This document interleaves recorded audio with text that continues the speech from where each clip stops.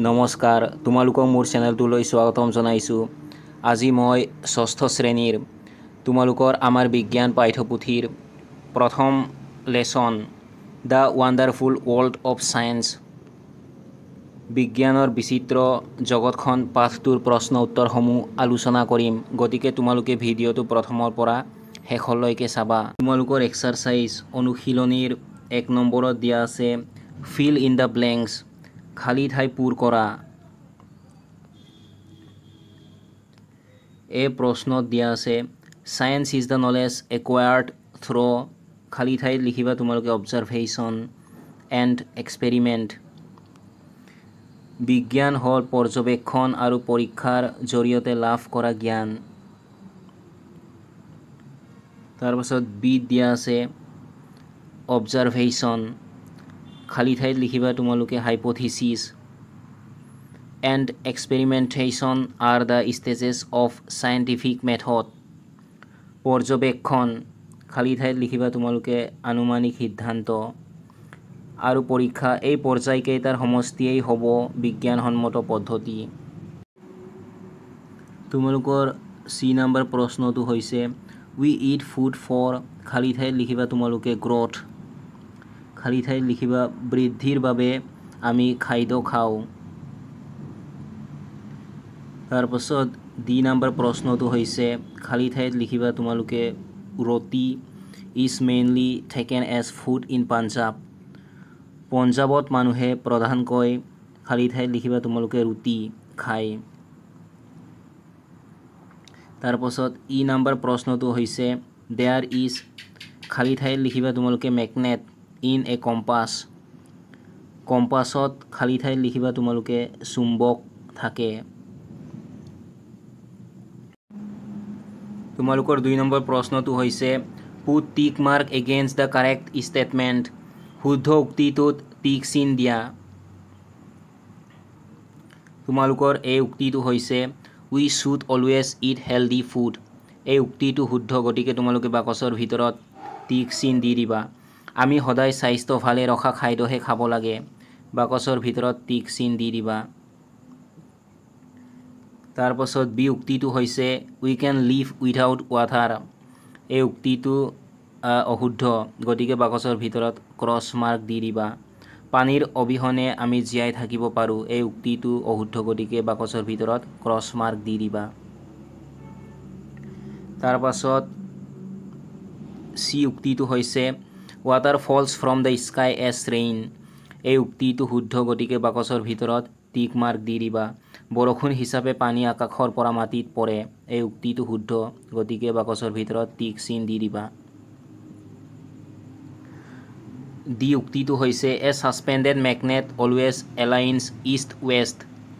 এই উক্তিটো অশুদ্ধ, গতিকে তোমালোকে বাকচৰ ভিতৰত ক্ৰছ মাৰ্ক দি দিবা। ওলোমাই ৰখা চুম্বক এডাল সদায় পূবা পশ্চিমা হৈ থাকে, বাকচৰ ভিতৰত ক্ৰছ মাৰ্ক দি দিবা। তাৰপাছত ই উক্তিটো হৈছে the upper parts of the Himalayas and the polar regions are covered with snow'.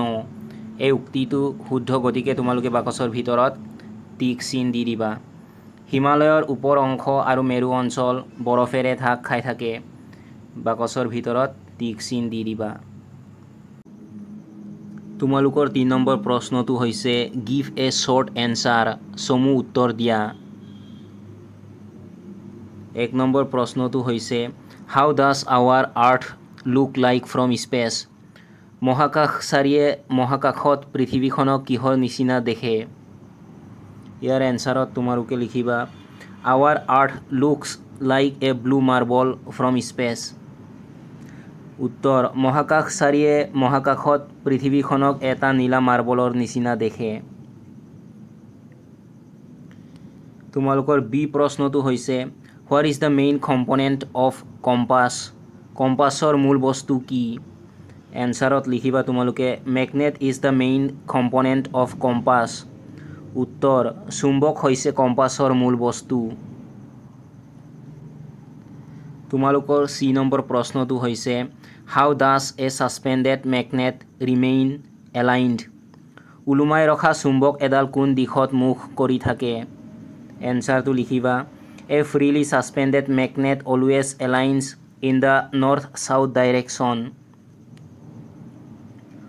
উত্তৰ ওলোমাই ৰখা চুম্বক এডাল উত্তৰ দক্ষিণ দিশত মুখ কৰি থাকে।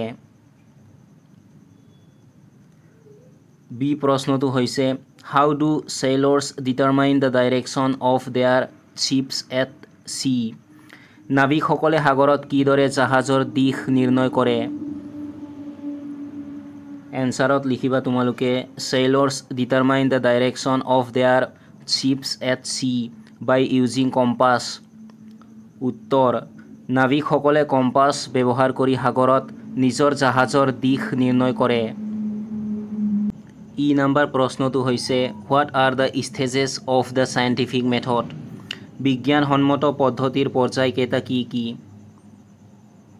ইয়াৰ উত্তৰত তোমালোকে লিখিবা The stages of the scientific method are observation, hypothesis and experiment. উত্তৰ বিজ্ঞানসন্মত পদ্ধতিৰ পৰ্যায়সমূহ হ'ল পৰ্যবেক্ষণ, আনুমানিক সিদ্ধান্ত আৰু পৰীক্ষা। তোমালোকৰ 4 নম্বৰত দিয়া আছে Darken the circle of the correct answer. শুদ্ধ উত্তৰৰ গোলটো সম্পূৰ্ণকৈ পূৰ কৰা। 1 নম্বৰ প্ৰশ্নটো হৈছে Which of the following was discovered by Wilbur Wright and Orville Wright? ইয়াৰ শুদ্ধ উত্তৰ হ'ব অপশ্যন এ এৰোপ্লেন। গতিকে তোমালোকে এ গোলটোত সম্পূৰ্ণকৈ পূৰ কৰিবা। তোমালোকৰ 2 নম্বৰ প্ৰশ্নটো হৈছে In which of the following work compass is used? ইয়াৰ শুদ্ধ উত্তৰ হ'ব option A To determine the direction. গতিকে তোমালোকে এ গোলটোত সম্পূৰ্ণকৈ পূৰ কৰিবা।